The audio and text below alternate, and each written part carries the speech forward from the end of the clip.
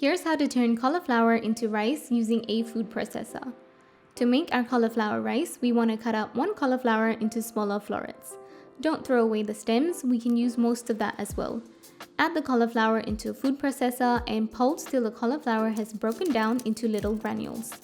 Don't overcrowd the food processor and do it in batches if necessary. Because there's lots of water in the cauliflower, you run the risk of everything turning into mush if you do too much at a time.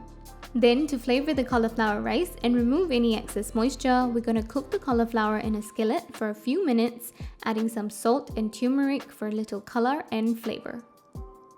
You can have the cauliflower rice in many ways, but one of my favorites is to have it as a cauliflower rice bowl with the veg chili and guacamole.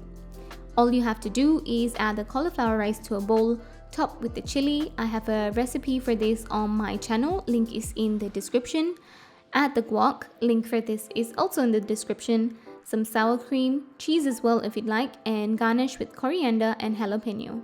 And there you have it, easy and delicious cauliflower rice. Check out the other videos I have on the channel, and if you enjoyed this one, please do give it a like and subscribe if you want to see more.